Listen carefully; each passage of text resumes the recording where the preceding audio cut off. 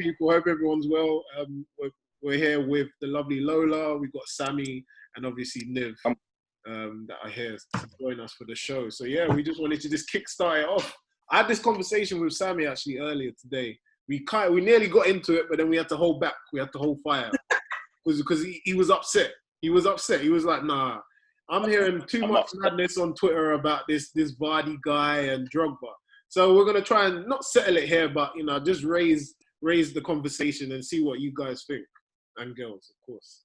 So yeah, Sammy, sorry, you stumbled on it this morning. Everyone's getting gassed about Vardy. No, I can't believe that there's this agenda that because Vardy has scored 100 Premier League goals, that now somehow he's in the conversation with Pogba. I mean, not Pogba, Drogba. Yeah. That's how you know that my heart is actually is burning me, that I'm even getting man's names mixed up. It's mad. Do you know what Drogba has done in this Premier League? Yeah. 4 Premier League titles. Yeah. 4 FA Cup titles. Mm-hmm. I think like 2 Champions League. No, 1 Champions League. I think he has 3 League Cups and 2 Community Shields. Yeah. And man, want to come with Vardy's measly one Premier League title. Oh, he's the Premier League winning it. Yeah. Like obviously, I know that at the end of Vardy's career, he's gonna have more Premier League goals than the Drogba. But the reality of it is that Vardy ain't levels to go and play in the next man's countries, fam. That's the reality of it. He's not levels like that to go and play in Germany. He's not. He's not levels to go and play in Spain. He's not.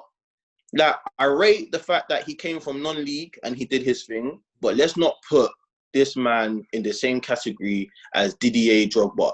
Didier Drogba is a big-time player. He is one of the most influential men for that Chelsea team in 04 to when they won the league in 05 and back-to-back in 06. Like, I didn't see, like, Jamie Vardy wasn't doing that when them man won the league in 2016. They didn't come back to do back-to-back.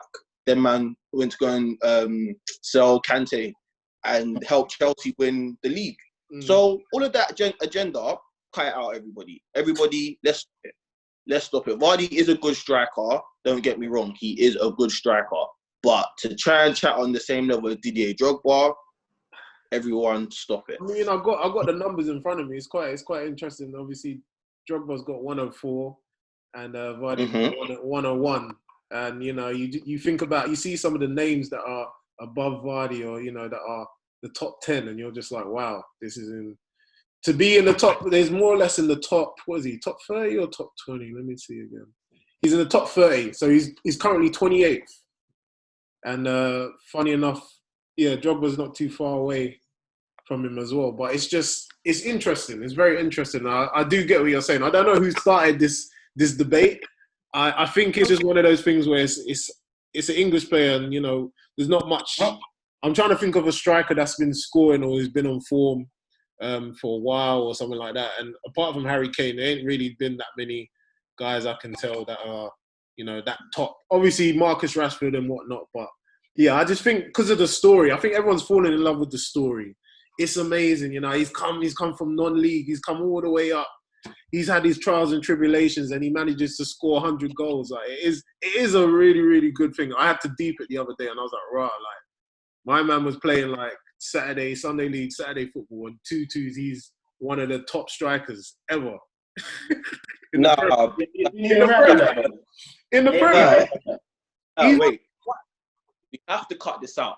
I hear about the stories. I do. I understand the stories. That's what I think people are falling in love with, the story. Man's playing Saturdays, Sundays, Fridays. Midweek. I hear all of that. Yeah, but you cannot come and put man in the same category as Didier Drogba. Now, if it was someone like Kane, I will. Do you know what? I'll maybe bite at it. I'll bite at the debate. I'll bite. But Jamie Vardy. Stop. Are you saying you take the argument for Kane and Drogba, but not Drogba and No, Vardy? to be honest, I would hear it out because, to be honest, for me, Kane is more of a prolific goal scorer. He is an elite forward. For me, I consider Drogba as a elite forward. Like, he's a big time player. He's a big game player. Someone name me big games that Jamie Vardy has turned up on. Pretty much all of them. He scored against every one. He's scored some important goals. He has. I'm saying, look, I'm very much aware that I think we can all agree that Drogba's obviously levels to Vardy. More or less the goal scoring thing. But what I'm saying here is you can't downplay what Vardy's done for Leicester. Like, realize it's Leicester, not Vardy at like Arsenal or Vardy at Spurs or Vardy at Man United. It's Vardy at Leicester. You've got to kind of add context to what he's done here. Yeah, but Leicester, okay, hear that, but does that warrant for man to now compare Vardy and Didier Drogba? You know what? I mean, not for influence, but the reason is because goals in it. Striker, you're going to go for goals. Yeah, and I'm looking at this interesting. Personally, you're better off comparing Jamie Vardy to someone like Matt Letizia or something. Like, not Didier Drogba. Vardy won the league. You can't ignore that. Okay, but Didier Drogba's won 4. Yeah, I know that. But look, the Drogba one is more for banter, innit? I think that one's just, Okay, wait. Okay, then compare Jamie Vardy to Alan Shearer then. They both won 1 Premier Leagues. Compare him to Shearer. Sure. Compare Jamie Vardy to Alan Shearer. Let's have that debate. Don't compare it to Didier Drogba. That's won 4 leagues, 1 Champions League, 4 FA Cups. You want to come and do that dumb agenda? Come on, stop it. Come on. Let's get serious now. Like, Shearer is literally the top Prem scorer ever. Like, 260 goals. I think I seen an argument that it says about or a stat that says, sorry, I'm not really a stat man, but I'm just trying to back it up. I'm trying to see from the other side why people may have tried to compare Vardy with Drogba, but I'm seeing like Jamie Vardy in the Premier League, he's played 207 games. In those games, he scored over 100 goals. Yeah, that he's the fastest to 100 Premier League goals than Drogba, Lukaku, Rooney, Anelka, Defoe, Robbie Keane, Darren Bent, Crouch, Dion Dublin, and others. That's pretty good. Okay. Obviously, it's like a nothing. It's like a nothing. So you see all those people that you've named, yeah? Like, all those people that you've named, Rooney wasn't even in that list. Why have they not compared Jamie Vardy to them, man? They went to go and single out Didier Drogba. Didier Drogba argument. Didier Drogba. I'm actually livid that people have actually come to do this dumb agenda of Didier Drogba and Jamie Vardy. Because it's funny. Because you're not. You're not. And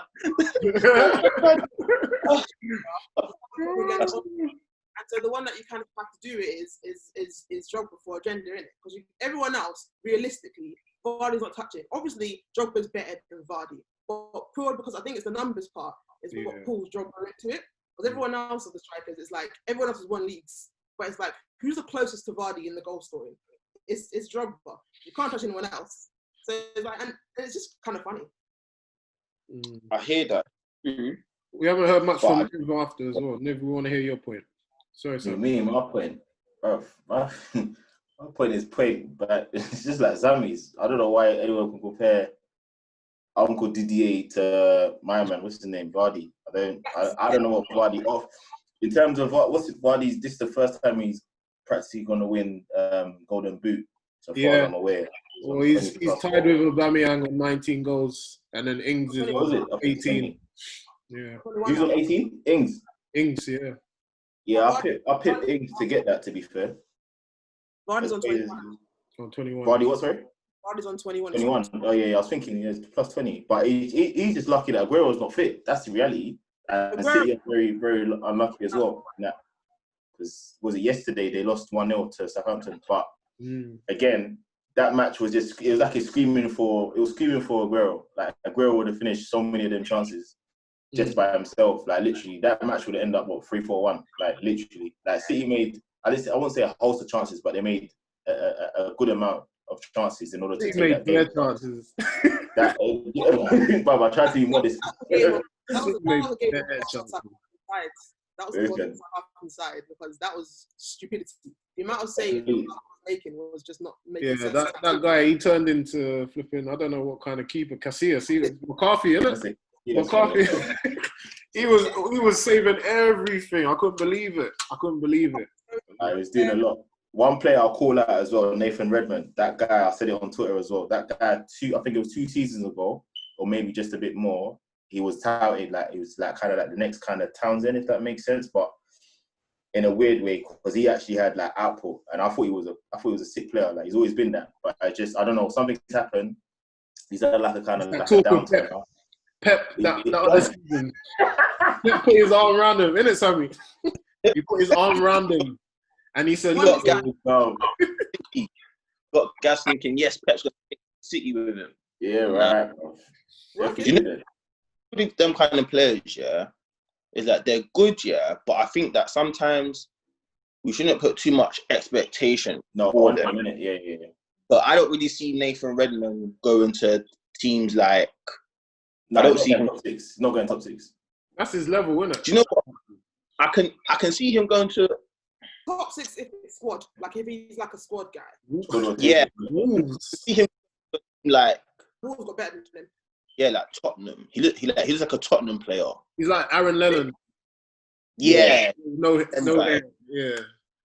Yeah, like I don't see him going to the Chelseas, the Uniteds. I think the only way that happens is if Hassan will get Southampton to actually get better.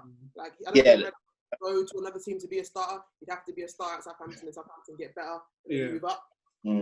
But then look at what's his name. You got Tadic, who went from Southampton and he's become some next marvelous player, playing number 10 or playing false 9 and whatnot. Like there's a few players out there that have that ability just to kind of shine. Obviously, I understand differently and whatnot, but I know I'm taking the situation away from Drogba and Vardy. No, it's fine. We've dealt with the Drogba thing. That was thank you very much. Is that one now? That's how my face is. I can't engage in stuff like that. It annoys me. But yeah, so like there's obviously other players who have taken the game to different heights and whatnot. So it's all well and saying, oh yeah, they're the finished article and stuff like that. To me personally, Daniel James finished article. That one there, Pereira finished article. Phil Jones was never an article. There's people like that. So they don't have the ability, I don't think, to go to the next level. But whereas there are other players who can go to the next level. I mean that. Who else is there? There's Danny Ings has shown how long this guy was probably out for like 3-4 years. Danny Ings was just unlucky with injuries because that. Exactly. And I remember he was at Liverpool. I remember he made that move. So I remember that move to Liverpool. I'm thinking to myself, all right, cool. He might get the odd couple of goals. To me, Danny Ings is Robbie Keane, like 2.0. Like, he has that. Yeah, that the movement. They've got that there. Like, whoa. Dude, what? On the movement. Vardy's like Bellamy.